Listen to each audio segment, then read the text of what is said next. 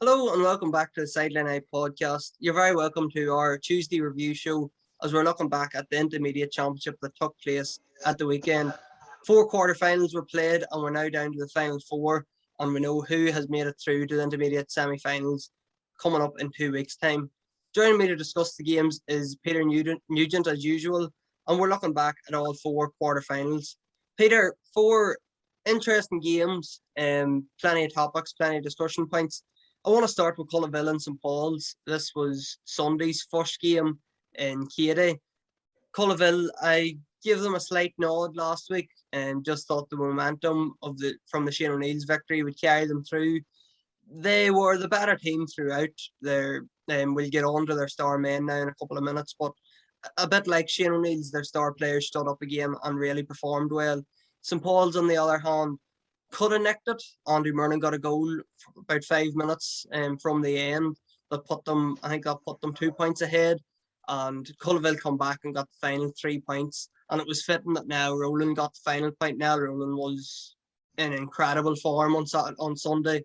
He controlled the game. He played nearly in a quarterback role for Collarville, just out in that space, and he was the one spreading the passes. And I suppose what makes it all the more remarkable, Peter, that Collarville won and played so well was that they done so without Colin Waters. Yeah, it was.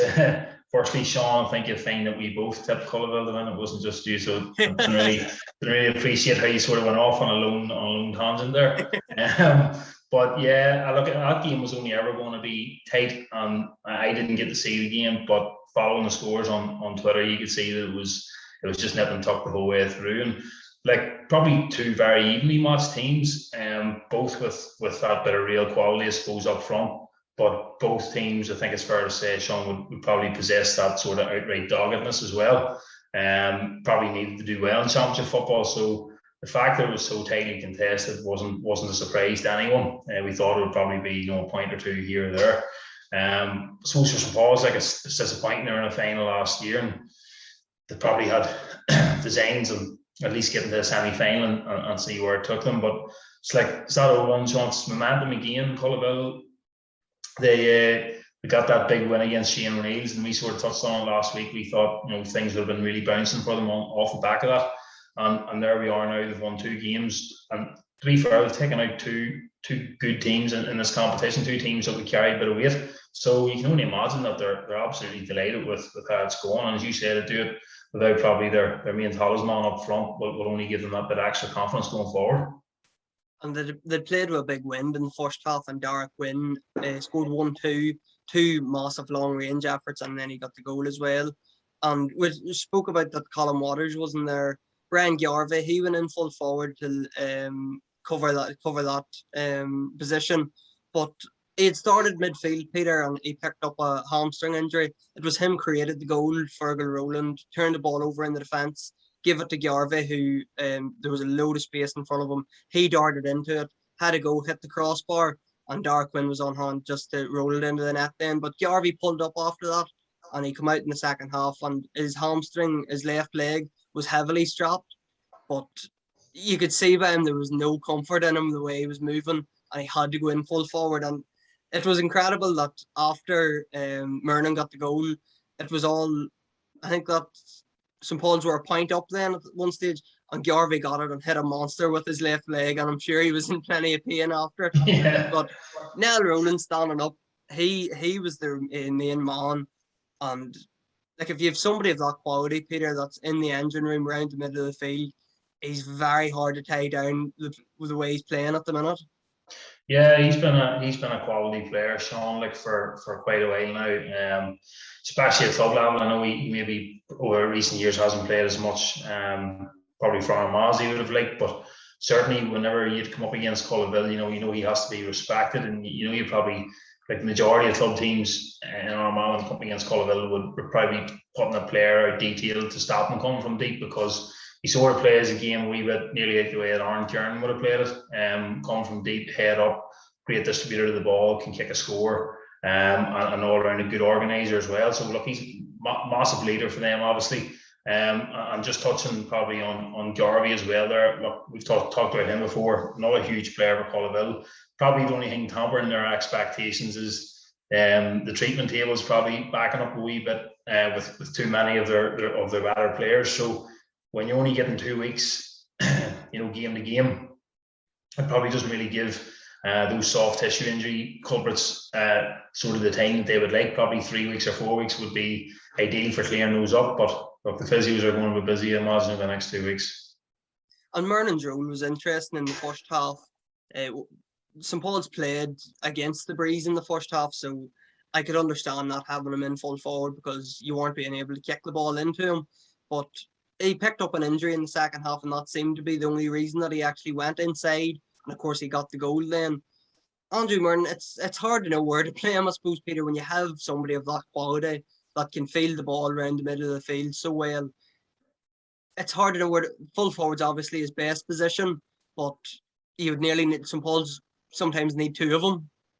Well, yeah, that's it, Sean. I suppose, to be fair, towards the back end of the season, he was back in the team, and he was getting a wee bit of a run together. And you even seen playing in the games in the Championship for Armagh that he was starting to be utilised a wee bit further at the field at times. You've seen him popping up, in around the middle of the field at different times, especially in the Monaghan game. So that was probably an indication that he was feeling maybe the best in what he's felt in a while. Because I know that whenever you see him play at full forward a lot of the time, it's more of a precaution than anything else to sort of mind him. So you would feel it if St. Paul's were happy to see him playing out around the middle. That was obviously an indication that he was moving well. That said, my hunch would be that he's an absolute handful when he plays at 14, and he really does put the fear of God in teams and gives St. Paul's a great variety to their attack when he's in there, and his ability to bring other players into the game as well is second to none. But it's all well and good now after the event, I suppose, making suggestions. They'll have known what their best team was and what was best suited on the day.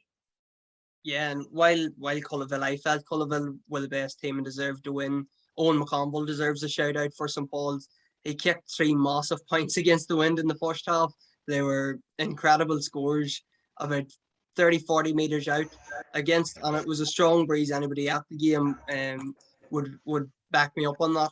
There was one time he actually went to shoot and the ball went up in the air and actually landed behind him. That's how strong the breeze was.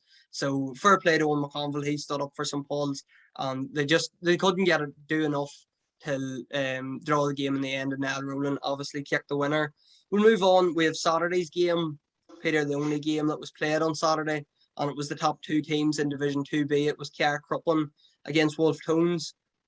We built this one up, Peter. This was a hard one to call, we felt, before the game. And looking back at our predictions, I think I got this one right. You went the Tones, and I was Cruppen. I think Rory called a draw. Cruppen were on the front foot here. They were never looked in trouble. There was a stage in that second half. Wolf Tones got a goal, and it was overturned for having 16 men on the field. I think there was a mix-up on the sideline. They had sent a player in, but the substitute went on, but the man who was coming off hadn't made his way off the field yet. So there was a mix-up. The goal was disallowed. It was the water break, and about 2 minutes later, Carrickcruppen had the ball in the net, and that was game over.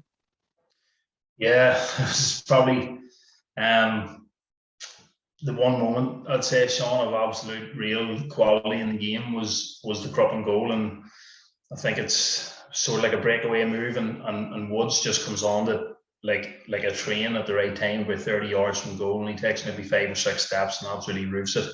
And I think that maybe put Cruppen maybe 7 in front at that stage, 6 or 7 in front, and that was it, lights out. Cruppen were, to my mind, they were never ever trouble in the game. They got the first score, I think, was maybe a Blaine free from way on the touchline, which was a great effort. And then after that, they just look, let's call a spade a spade. The Tones were just extremely poor, and they never played with enough incision in their attack. They never played with any kind of, I thought, variety. I never thought they posed enough questions. Didn't think their transition was good enough. If you're playing, it's okay saying you're playing a counter-attacking style, but the word attack is in that phrase, and the Tones did not attack with any purpose on Saturday. I think, probably 1-7 was probably even generous to them, as they got 1-1 of that, in injury time. It was extremely comfortable, and it's just a very disappointing show. It's knockout football. It's the last 8. You're 2 games away from a final, and to put up that type of performance, it just wouldn't be good enough. I felt the main difference between the teams was pace. And we'll talk about Owen Woods because he deserves a mention and he deserves a discussion on his own nearly for his performance. But pace is in the counter-attack, Peter, and the way they move the ball. Wolf Tones were very lateral, very pedestrian, while Carrickcruppen, they moved the ball quickly. And we'll talk about that Woods goal. Carrickcruppen, Tones had just scored a point. Ball was set down by Blaine. Beautiful pass out to Jack Cunningham on the wing. Gives it to Woods, and Woods runs into the gap and, as you say, roofs it. Pace was the main difference, Peter, between the teams, and Woods, he really showed how pace can be a killer. Yeah, absolutely. And I think it'd be remiss not to mention Tiernan Kelly as well, who at different periods in the second half, Sean, really put the burners on and just took men on. But the one thing I would note about when those players from Carrickcruppen were taking men on, it was heads up stuff. They were scanning, they were looking what was happening ahead of them. A lot of the time, you felt when the Tones were building, it was head down football. It was running the cul-de-sacs. The amount of times that they ran forward only to be repelled and turned back, and then the ball would go across the field again. And this is all well and good, but unless you're filling out the top end of the field and getting players high and wide, like we seen it on numerous occasions yesterday when Whitecross held Sourcefields back, Sourcefields forwards and their midfielders were drifting high into positions where they could be an outlet for a nice kick pass inside, or if a strong runner came that could come on the loop. You just didn't see that with the Tones. Didn't play with any kind of ball winner inside. Even if you look at Colin Stevenson yesterday, he was loving that wee dink pass inside, one bounce in round the D, and he was always going to be out in front. Tones played with no pace up front. So when you sort of limit yourself that way with those options, it makes you pretty predictable. Look, ultimately they got what they deserved in the game. The team with more incision, the team with more pace on the ball. And like Carrickcruppen didn't have to do anything overly spectacular to win that game, and that I think is probably what the most disappointing thing would be. On Cruppen heading into the semi-final now, they meet Tully-Sauron. Haven't been overly impressive, maybe, Peter. And maybe that's harsh to say in Carrickcruppen they're a 2B team that have done very well to get that championship semi-final, obviously. They've beaten College Lawn and Wolf Tones. And as you say, probably didn't have to reach top gear in either game to get through them. And that's maybe a good thing coming into this semi-final. They're going to be underdogs against Tully-Sauron. Absolutely. I think there'll be a nice quiet air of confidence amongst their players, because number one, they've been winning games now for a couple of seasons. The odd blip here and there, but predominantly anytime they go out to win. So that brings with it a sense of assurance and a belief that you belong to be there and that you're going to be seriously challenging. I thought that it didn't really hit the heights against College Lawn. I thought they were quite wasteful that day. But at the same time, you would have to say that they probably weren't really put in any kind of stress or position on Saturday either. But it was a professional job. And I know that they'll claim that they're a young team and that, but they were professional about it. They got it done with a minimum fuss, and they certainly didn't show any sign of nerves or like they were unsettled. So I think Matthews coming back from them was a big bonus. He gives them that bit of spine at the back, and his organisation and that presence is probably something that they were looking for. And again, I thought Cunningham in the middle of the field had a really big game. Richard Keenan probably wasn't on top form. He was, the Tones probably did manage to sort of reduce his influence. But outside of that, other players stepping up, and I suppose they'll be looking around there, and if Kelly and McParlin to link up with Woods and also the full forward whose name escapes me. Stephen Loughren was really good. He stood up and kicked a couple of good scores. So it's nice to see the burden being shared out from their point of view. I think if they're to go much deeper into the competition again, probably the next day they're going to need a big contribution again from Keenan, from being honest. And they're probably looking for Woods to step his game on again, because his potential is a high ceiling. That lad has definitely got a high ceiling, and I still think I know he got the goal, but you still feel like he's sort of playing on the periphery a wee bit. And if he really explodes in the championship in a couple of weeks' time, he'll definitely give them a massive chance. And hopefully them semi-finals most likely be on Armagh TV, and you'll get to see the likes of Woods strutting his stuff against Tully-Sauron. We spoke to Blaine Hughes after the game, who obviously had another massive impact in Carrickcruppen's win, and we spoke to him about the league win, heading into the championship, and the influence Barry Flynn has had on the team. Blaine, a 5-point win. It was probably more comfortable than that coming towards the end. They did get a goal just, I think it was the last score of the game. Yeah, no, I thought we played very well there, to be fair. Very mature performance from us. Coming around the first, second half there, I thought we dealt very well with the pressure that was coming on top of us now. And to get through to the semi-final, obviously, maybe a bit of hurt from last year. That great game you had with St Paul's, and they just edged you at the end of it. Is it good to get through to the semi-final now, having played 2 games? Our target was to get through, take it game by game, but I thought we played very well. It was great to get in the semi-final because we've been pushing so well in the league, and we're trying to build on that momentum, so we are. And how good was it to get the league title? I know you had got an unbeaten run last year, and you continued that until the last game, which didn't really matter. You had the title secured by that stage. Yeah, no, absolutely no. We were delighted there because we came to the stage where we think we won. I think we beat 18 games in a row there at one stage, but then now that the rebuild started with all the young lads coming through, it was great to get a bit of momentum in the league and then push us on through the championship. And them young boys is obviously carrying the team.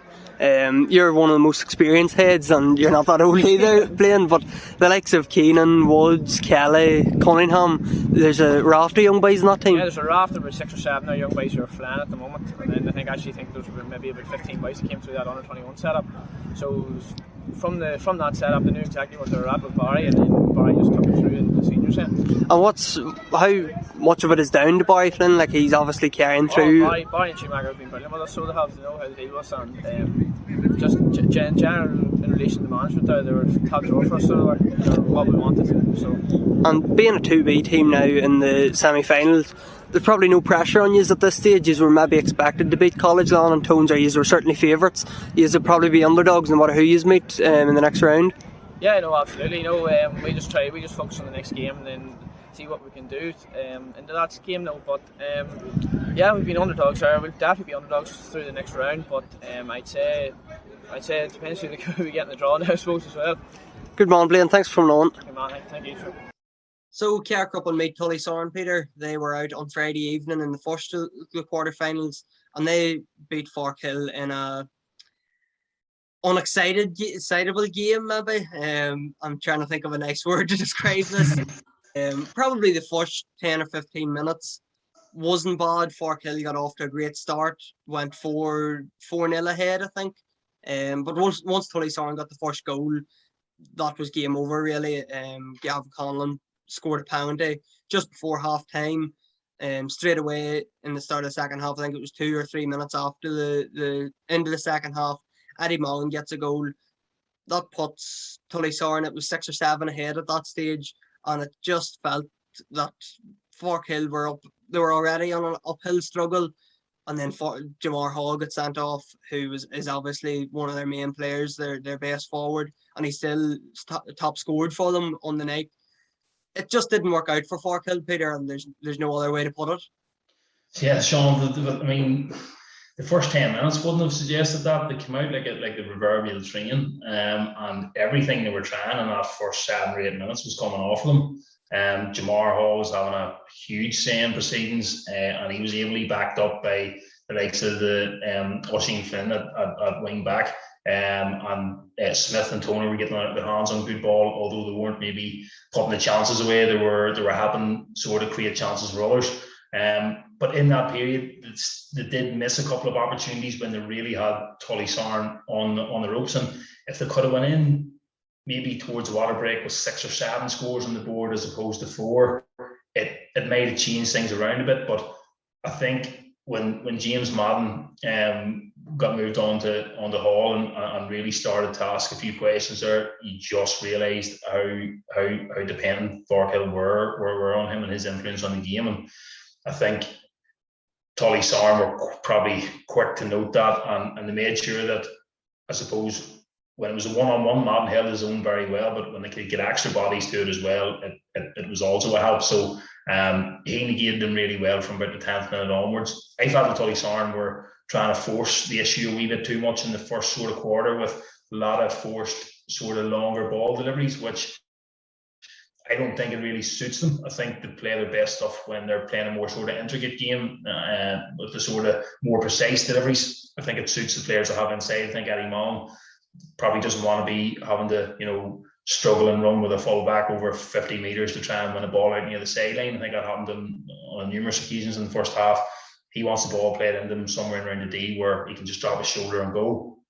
So I thought they struggled a wee bit in that first 15 minutes just to get the right kind of delivery in. But once they sorted that and the ball in became a wee bit more precise and they got their running game going a wee bit better, I thought they never looked troubled. And the first goal probably just settled them, and they went on to give probably a 15 or 20 minute performance. I don't think it was really anything more than that, but it was enough. It was enough to get the job done. And we had sort of alluded to the fact that we wondered, could Forkhill sustain the intensity needed against a team a couple of divisions above them really for long enough, and they end up they probably just fell short enough.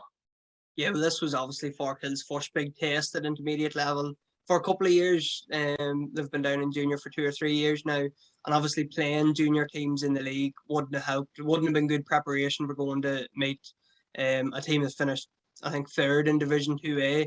And Cormac Toner being took off, obviously injured in the first 20 minutes or so, and in the second half they were forced to bring him back on. Now he did get a point, but the game was already sort of away from them at that stage. The second half, Peter, Tully-Sauron scored 1-2. Forkhill scored a point in 30 minutes of football. It's hard to take any positives out of that. I suppose Tully-Sauron knew they were ahead, knew they were in a winning position, and just decided to play keep ball, and they didn't have to attack because they were already ahead by 6 or 7. Yeah, well, that's the thing. Nobody actually is under any obligation to go and shoot the lights out if you don't have to. It's not in the rule book to say you must keep trying to keep the scoreboard ticking over. It was maybe a tactical thing where they just decided, look, we're in no danger here. There's no need to overcommit. Let's just play it safe and keep our bodies fresh and make sure that we get through here as unscathed as possible. There's no doubt when the raid is issued to Jamar Hall that definitely had the feeling about it that it was lights out and there was going to be no real competitive aspect for the last 15 minutes or so. So it was probably a well-judged call just to sort of see the game out and make sure that everybody was fit and ready to go for the next couple of weeks ahead, because no doubt that I don't think there'll be just too cock-a-hoop at the minute about that performance. I think they'll understand that it was a good enough performance on the night, but it didn't really look like an intermediate championship winning performance to me. And while we don't want to get into previewing the semi-finals, as we've said, Carrickcruppen now take on Tully-Sauron. What an opportunity for both teams, Peter, to get their one game away from a final. We've spoke about them in the past that they are good teams, of course, but Tully-Sauron, I think, were in the final 4 or 5 years ago. They were defeated by Whitecross. Carrickcruppen, what an opportunity for that young team coming through. And we've spoke about them before, probably playing with no fear. The youth gives them that no fear. They're playing off the cuff. What a chance for both these teams to get into an intermediate final. Absolutely. I couldn't agree more. I think that's set up to be a cracking game, to be fair, because we know what both teams can do on the front foot. Both teams possess a high caliber of forward and attacking player, and there's a lot of pace in both teams, and there's a lot of fluidity. And if both teams go out with the ambition to really take the game to the opposition, I think it's probably could be the game that this championship has been crying out for. Because if you've been totally honest about it, Sean, the fare this weekend was really poor. And just as an aside, if the 3 teams that I seen this weekend that all went out of the competition, like they've all went out,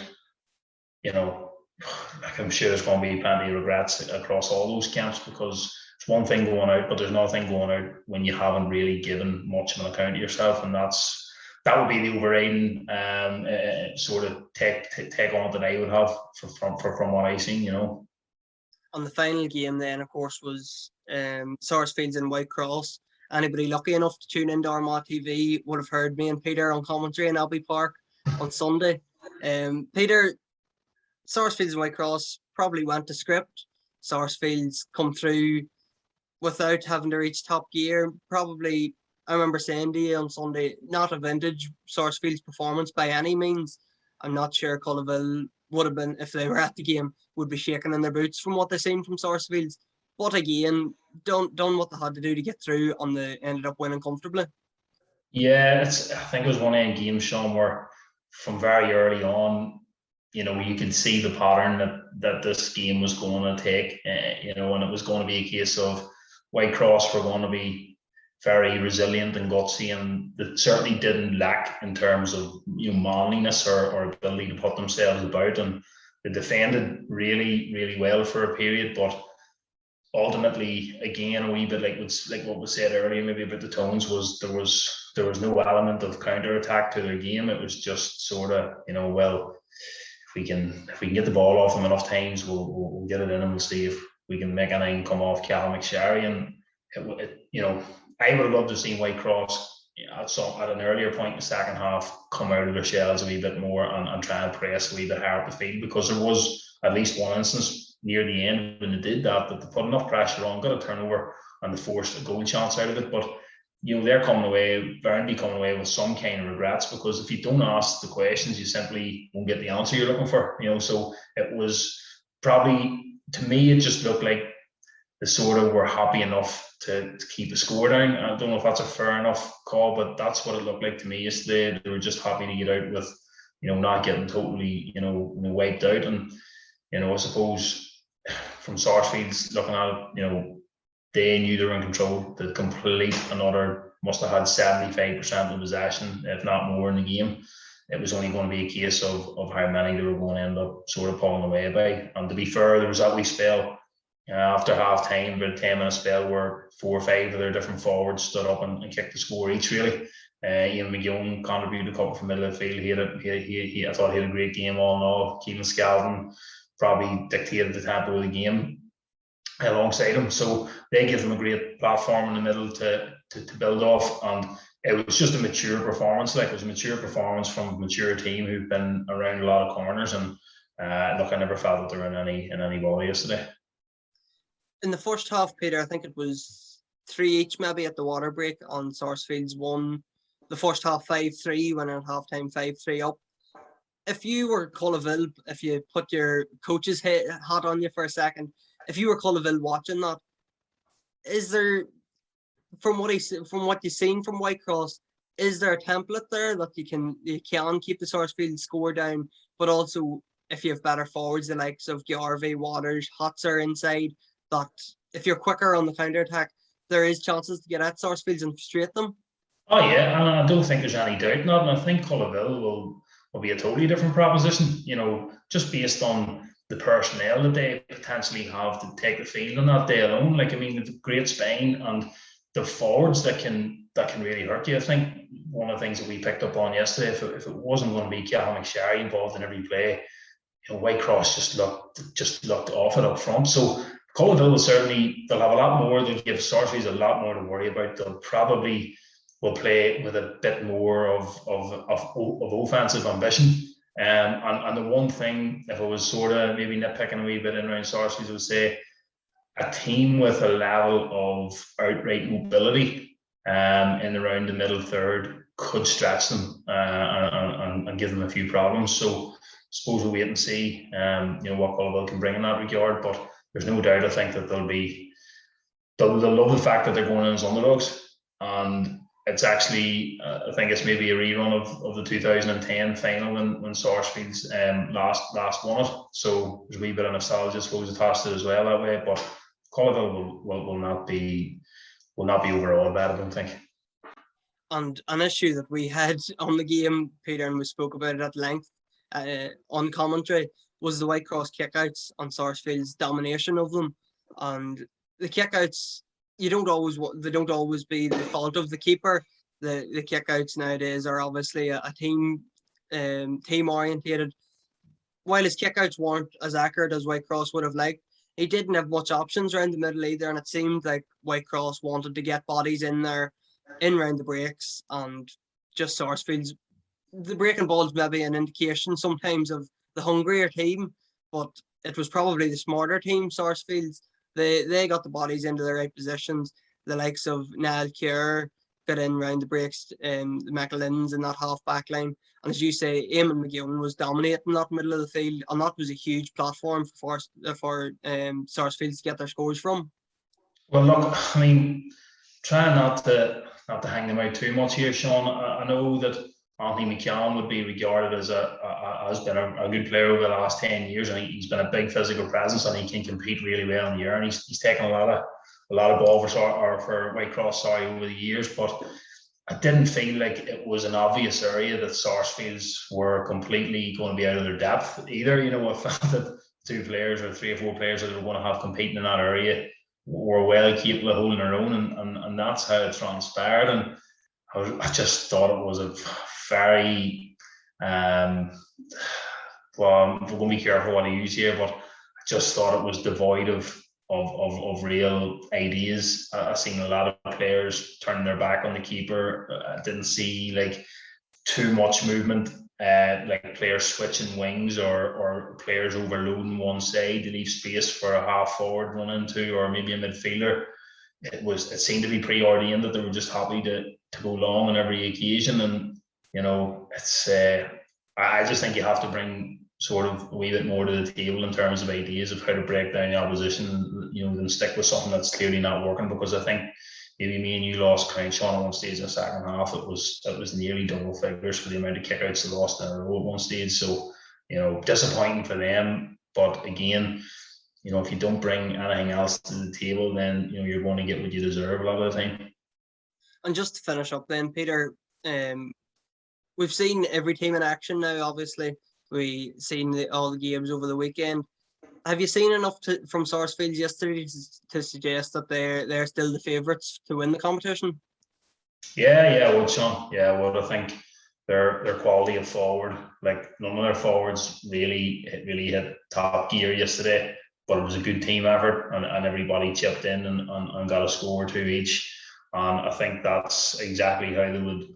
If they could have planned it yesterday, that's probably exactly how they would have wanted it. With everybody sort of chipping in and evening, it means that really, at intermediate level, it's a case of can we nullify 1 or 2 forwards, and that'll give us a real chance. With them, you know, where do you start? Who do you go and really try and nullify? They're probably still keeping their powder dry. They're keeping Eamon and Paul McGowan out the field for most parts of the game. They're not giving too much away. I would still think that come the bigger tests here, we'll see one of them playing a lot closer to the goal. I think to get past maybe Collarville and whoever will be in a prospective final, they'll need a bigger goal threat. So it's interesting to see how that develops, but I definitely still think that they're the most rounded team left in the competition. And then 2 semi-finals, Cairn-Cropping against Tully-Sauron and Collarville against Sourcefields, take place in 2 weeks' time. Coming up this weekend is the Senior Championship quarterfinals. We'll be back on Thursday with our preview show. And make sure to tune in on Wednesday when we release our Team of the Week, kindly sponsored by Player Fit. And vote for your Player of the Week, who will pick up a Player Fit Player of the Week jersey. Peter, thanks very much for coming on and discussing last week's games. And we look forward to Thursday's show, and we're looking forward to a good weekend of action. Thanks, Sean. Pleasure.